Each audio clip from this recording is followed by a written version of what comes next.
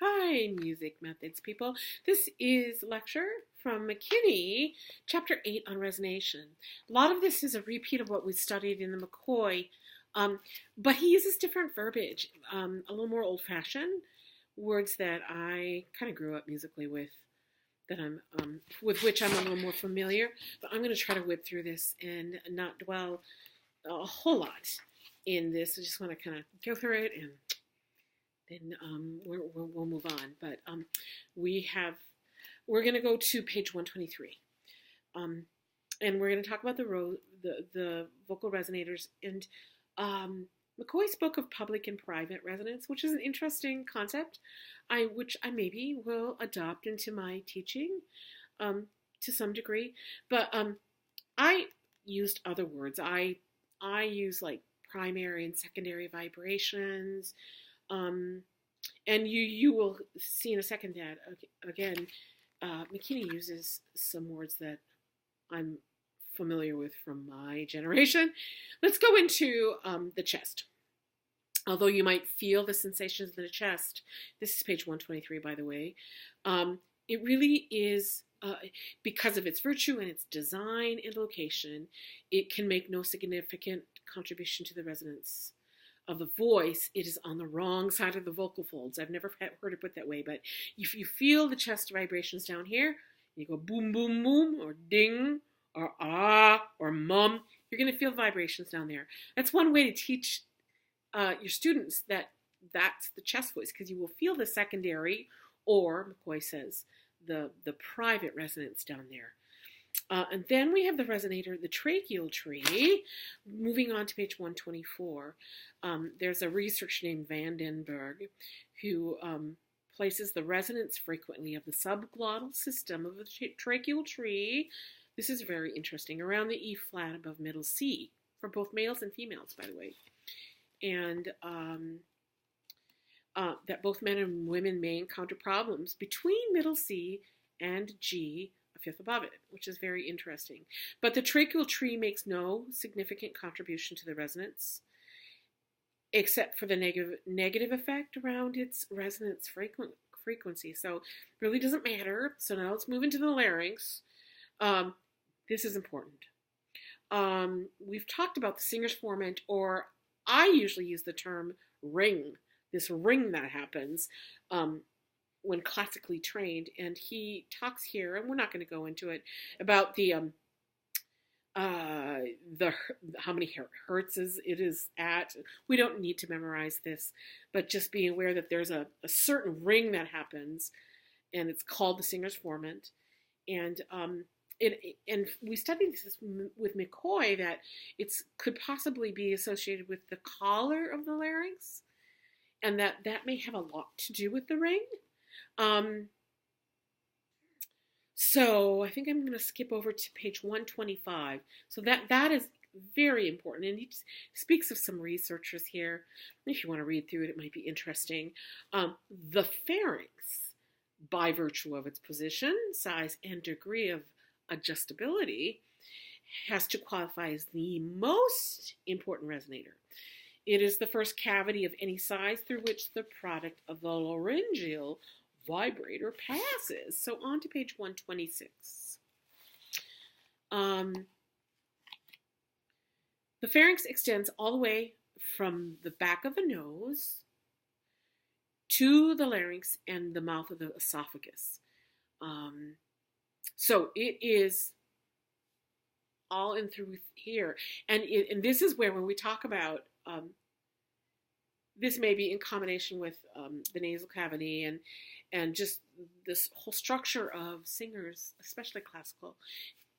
And if I have not mentioned this before, but you'll often hear, at least among professional singers, we say to each other, "Oh, you look like a singer. Are you a singer? You sound like a singer," because of that ring. We learn to speak even with that formant, the singer's formant, which carries.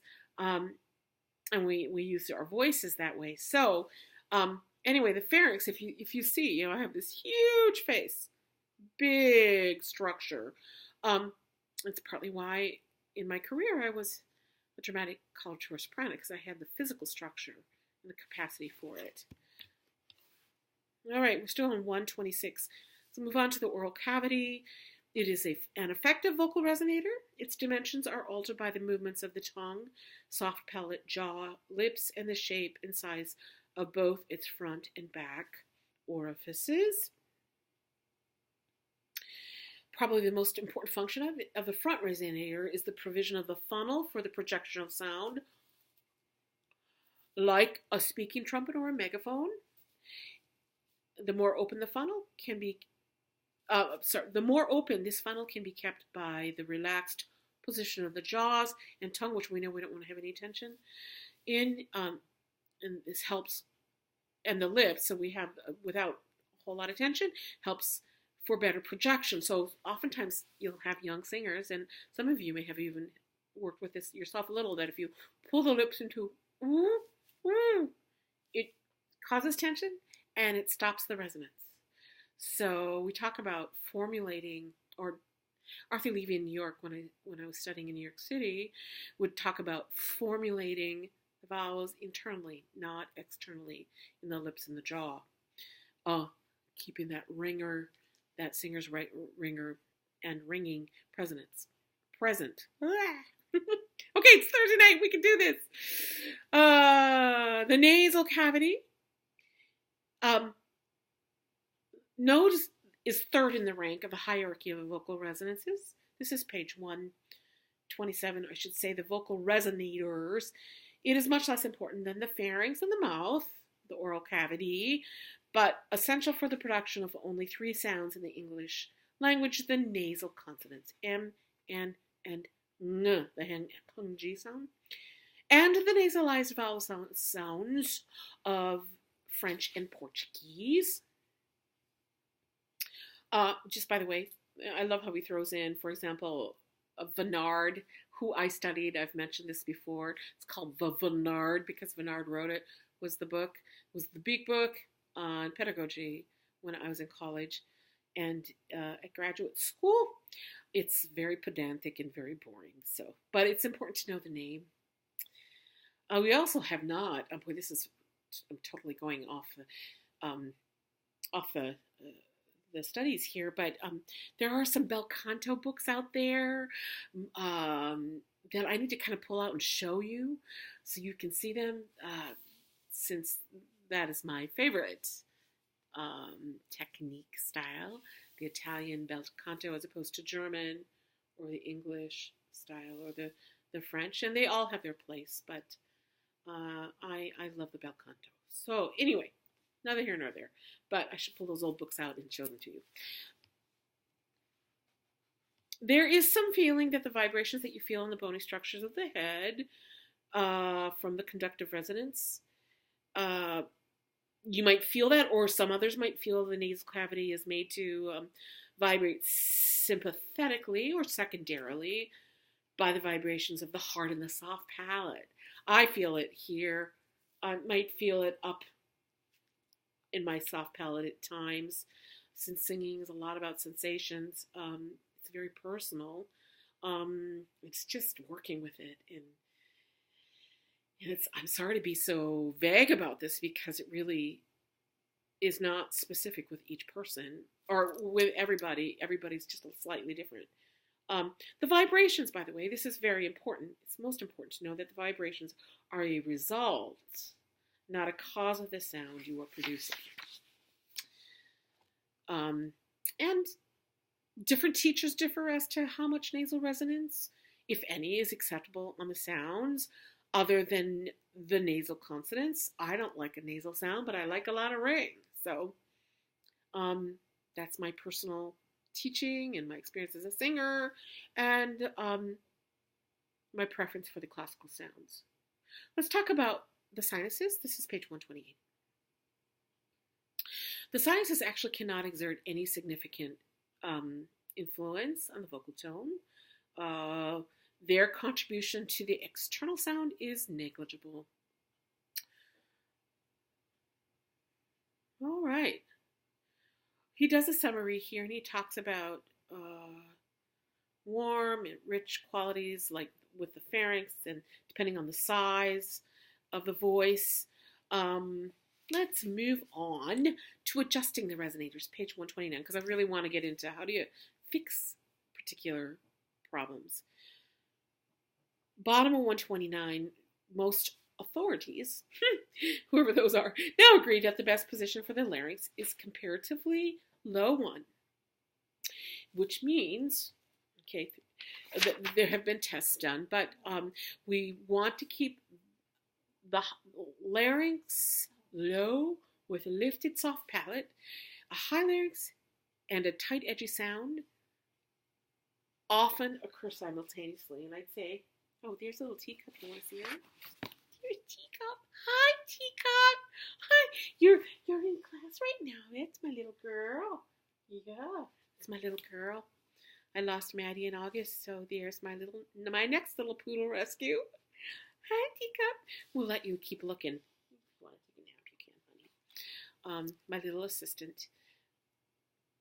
All right, so we know that, again, high larynx and a tight, edgy sound often occur simultaneously. Almost always, in my opinion. On page 130, McKinney here suggests that you have students maybe feel their larynx as they sing. If it raises, have them think a pre-yawn position. I have found that very helpful. Pre-yawn is very conducive to easy phonation and keeps a lot of space in it. The full yawn, however, if you go beyond that feeling of just before you yawn, brings the tongue down, that kind of swallowed, muffled sound, and creates antagonism in this area. So I would say it's got to find that balance, got to find that place where it's still the lifting of the soft palate, but not a full yawn. Again, the beginning of a full yawn is ideal for singing and should absolutely be cultivated. The full yawn position is exaggeratedly low and should be avoided. It's also called a depressed larynx. Through my life as a singer and teacher, there has been the term open throat, and I do use that because if you go like this, or if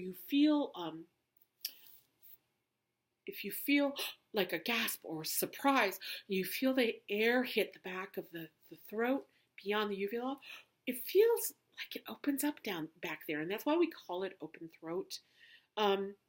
It's a really good place to be as a singer and in that position as a teacher and a singer. And these are the attributes. He puts here 4 attributes. It's the sufficient size to bring out the low partials. It's sufficient flexibility to adjust and tune to different pitches. It helps with insufficient softness to absorb undesirable high partials that brighten and can respond to a broad range of pitches, and is sufficient muscle tone to preserve the character of the tone. If sufficient space, an open throat is maintained in the pharynx, the swallowing muscles must not be allowed to take over. So this is top of 131. I'm going to have to hurry up here. The attempt to maintain space in the pharynx should not result in local effort, like forcibly holding the throat down or locking the jaw. The ideal way to arrive at proper concept, again, of the open throat is by that beautiful beginning of a yawn position. The ideal way to arrive at a proper concept of open throat is by learning to maintain that because what it does is, one, it opens the pathway for noiseless and almost effortless taking in of air. It positions the larynx in a comfortable low position without tensing it. It increases the size of the throat, especially in a vertical dimension. I often talk about singing vertically. By lowering the larynx, gently lifting the soft palate, and relaxing the constrictor muscles of the pharynx wall, if we have to talk about it that way, for it relaxes the muscles controlling the articulators, thus freeing them to action. Let's talk about the position of the soft palate, moving into page 132. When at rest,